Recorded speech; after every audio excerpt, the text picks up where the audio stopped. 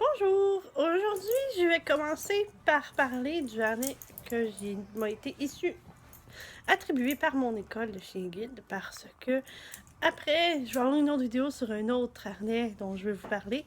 Mais pour faire une base, je vais vous expliquer à quoi le harnais de Guide Dog Foundation ressemble. Là, j'ai Jessie à côté de moi qui est dans le sens inverse de moi parce qu'il regarde par là-bas. Par la direction d'Armando. Je sais pas pourquoi, ça y tentait. Et puis, ce qu'on entend ronfler à côté, c'est notre Carlin qui est là, puis qui aimerait bien participer, mais que, bon, elle rentre pas dans le harnais. Fait que, le harnais de Guide Dog Foundation, Jessie, comme. C'est un harnais qui appelle traditionnel américain, c'est-à-dire qu'il est en cuir. Il y a une bande de cuir qui passe devant sa poitrine. Avec dessus, il y a deux petits réflecteurs carrés sur le devant. Ça, c'est le gros nez de Jessie qui vient de mettre son nez dans le téléphone. Et puis, la courboie sur la bande sur son dos, elle fait le tour de son torse. Et l'attache est du côté droit. C'est une attache qui appelle pince de crabe parce que ça fait un crochet. Et puis, je sais pas à quel point on peut voir. Ça fait un crochet, puis il y a une petite languette qu'on pince pour ouvrir le crochet et puis qu'on la relâche pour la fermer. Ça, c'est dans un anneau qui est en forme de D, qui est fixé au bas sur le bord du harnais. Pour la poignée, qu'est-ce que c'était? Guide Dog Foundation utilise une poignée offset. Et si on le voit de devant, on peut voir que la poignée, ben là, il se tient proche, mais on peut voir que la poignée, elle se dévie un peu vers la gauche. Évidemment, il bouge. Et puis, elle est attachée par... Il y a une espèce de demi-anneau en métal vissé à la paroi frontale du harnais qui... Dans cette petite boucle-là, il y a un anneau ronde qui, elle, bouge. Si je détache la poignée, l'anneau peut s'en aller complètement vers le devant, complètement vers le derrière. Et puis, la poignée est attachée dans cet anneau-là. Ça fait un rendu assez souple, mais en même temps assez solide parce que c'est tout en métal. Et pour être sûr que la poignée, parce que sur un anneau complètement rond comme ça, on peut s'imaginer que la poignée, elle pourrait verser carrément par-dessus la tête du chien s'il y avait quelque chose.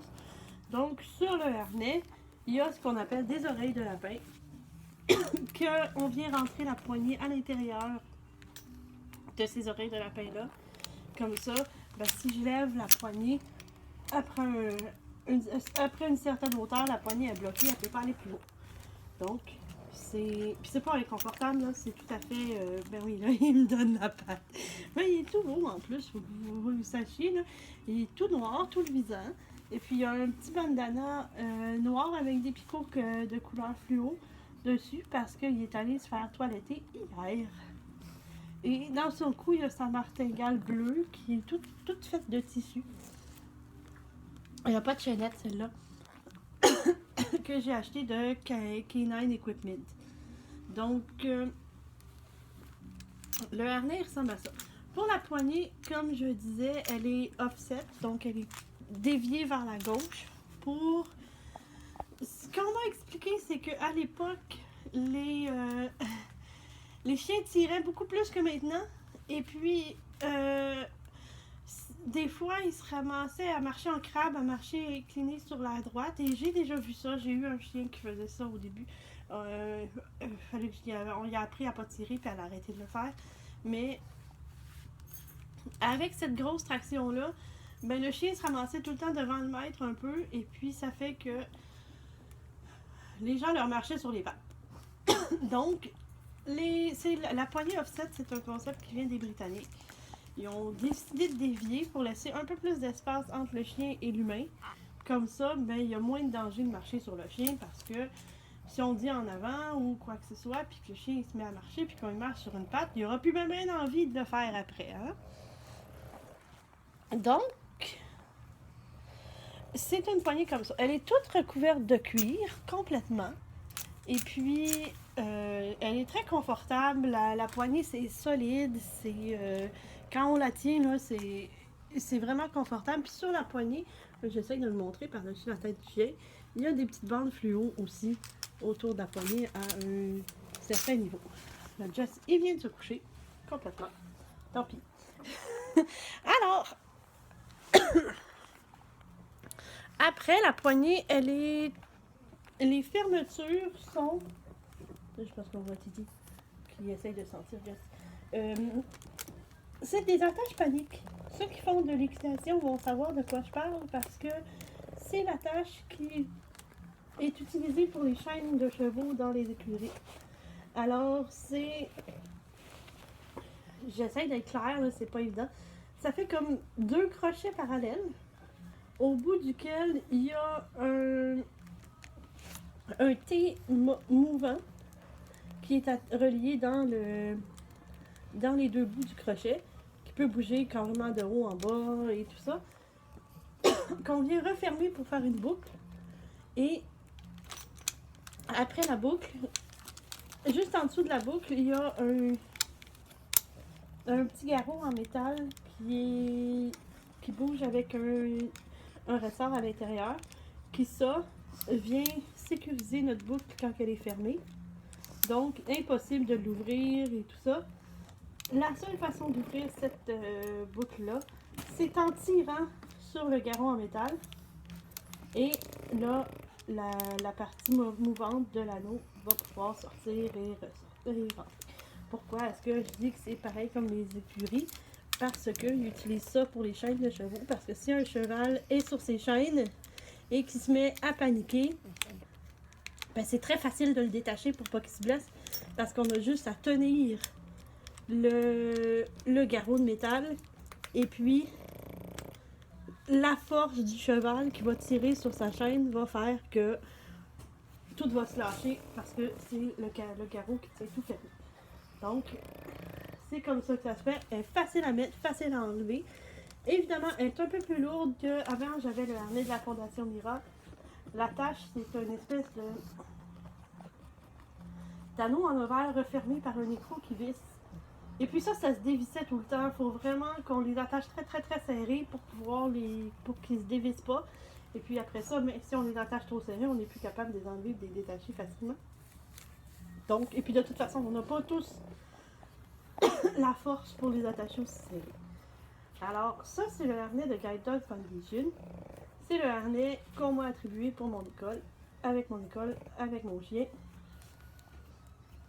J'espère que c'est assez clair. Si vous avez des questions... Ah oui, ce que j'ai oublié de dire aussi, c'est que la courroie ventrale, elle est ajustable et c'est une boucle de ceinture qui l'attache. Moi, je trouve que c'est très lourd comme équipement. Et puis, c'est pas... Ben, ça fait la job, c'est le conventionnel, mais ça me convenait pas exactement. Et puis, pour aider, parce que c'est une question qu'on m'a posée hier, Jessie, stand. Jessie, stand. Comme. L'attache de la poignée, elle est fixée. Tiens-toi droit un peu, comme. Jess. Yes. Tiens. Sur la courroie de devant de mon harnais passe à peu près vis-à-vis la pointe de son épaule. Et puis, c'est l'attache de la poignée. Elle est fixée, je dirais, au centre de son épaule, sur le côté, sur le gros muscle qui est là, derrière la pointe de son épaule. L'attache de la poignée, elle part de là, sur la... Ah, puis on voit ici qu'il y a des petites bandes fluo sur le côté du harnais aussi, juste en arrière de l'attache de la poignée. Donc, c'est comme ça. Alors, et puis là, je pense qu'on voit bien que la poignée, elle est sur le côté, là. Parce que mon chien est du côté, on voit son côté gauche. Puis on voit aussi le défaut que je trouve de ce harnais-là, c'est que vu que l'attache est du côté gauche, que la poignée est déviée du côté gauche, ben il est plus lourd du côté gauche que du côté droit. Alors il est tout le temps en train de dévier sur le côté gauche. Il n'est jamais droit sur le dos du chien, du moins pas très souvent.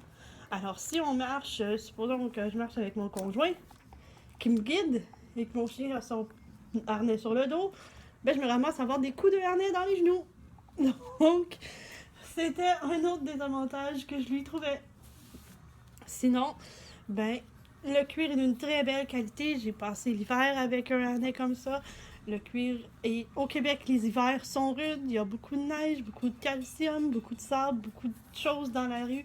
Avec les gens, les chiens, tout devient sale, les voitures et tout. Le harnais, ben, oui, il devenait sale, mais il s'est pas usé, le cuir. Il est resté propre, il est resté solide. Donc, c'est quand même un avantage. Et puis, si vous voulez vraiment avoir tous les petits détails, Jessie, comme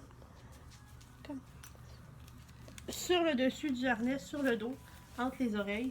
Et là, on le verra pas bien. Puis on va le voir à l'envers parce que c'est assis dos à moi. Il est écrit Guide Dog Foundation for the Blind, Smithtown, New York. Donc, c'est tout petit. C'est pas évident à voir, mais c'est comme ça. Alors, voilà pour l'instant.